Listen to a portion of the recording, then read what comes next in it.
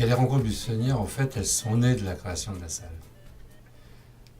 Lorsque la salle a été construite, c'était la seule, cette année-là, la seule salle de cinéma, pardon, cette année-là, à être construite en France, en milieu rural. Beaucoup avaient été aménagés, on avait aménagé des bâtiments existants, c'était la seule qui sortait de terre. Et ça avait fait un peu de bruit, enfin disons, au Centre national du cinéma notamment, au CNC. Voilà, alors tout cela, mis bout à bout, a amené l'UFEJ, donc l'Union nationale de la jeunesse et des sports en matière de culture, à venir tenir une de ces rencontres, disons, voilà, nationales, à Cadouin même. Et donc la salle de cinéma était en proximité de Cadouin. Il se trouve que,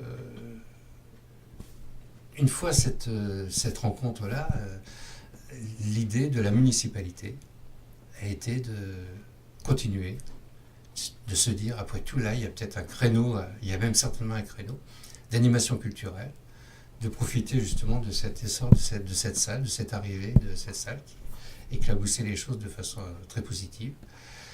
Et donc de faire quelque chose. Donc sont nées l'idée, sous la forme associative, de continuer sous une forme ou une autre à définir, à créer, à fabriquer, à inventer. Voilà. Et donc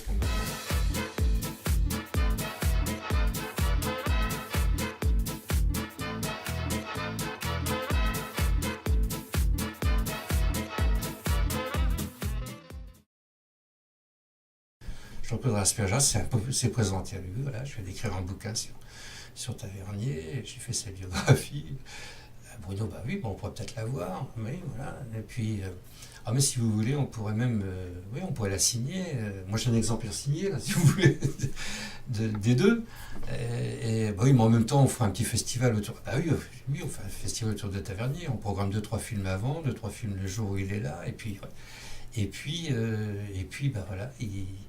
Il est parrain de quelques salles, quelques-unes, je crois, 3 ou 4 salles en France. Hein. Il aime bien, il donne beaucoup. C'est rare dans le milieu du cinéma, des gens qui donnent comme lui. Lui, il donne vraiment.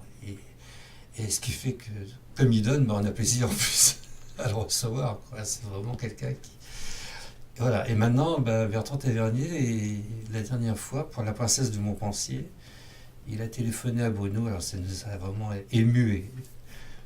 Il téléphone à Bruno en lui disant « J'aimerais bien le tester, est-ce que vous pensez que je pourrais venir le projeter chez vous en avant-première ?»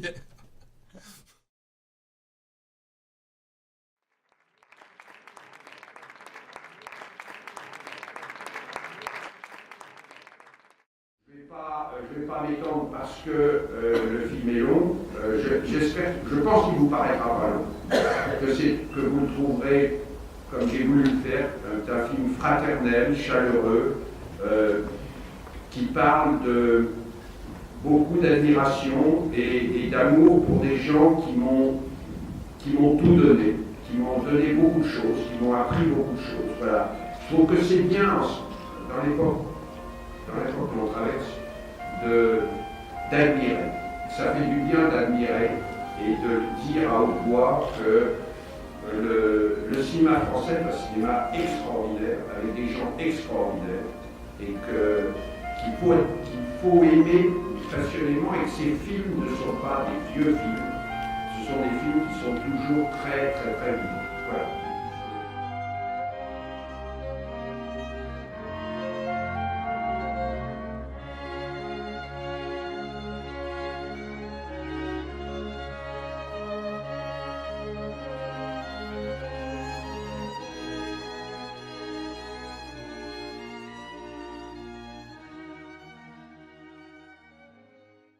Si tu veux, l'image des rencontres maintenant, c'est devenu la programmation habituelle. Bon, alors on peut se dire qu'on a réussi ça, on peut aller, on arrête tout, c'est bon. On a gagné, c'est parfait, quoi. Et puis à côté de ça, ce qu'il faudrait, c'est effectivement qu'il y ait quand même de temps en temps un festival, quelque chose qui marque le temps, qui marque l'année. Alors ça pourrait être effectivement un festival autour d'une thématique, de machin. Mais Alors là, il faut trouver ce qui actuellement peut sensibiliser les spectateurs.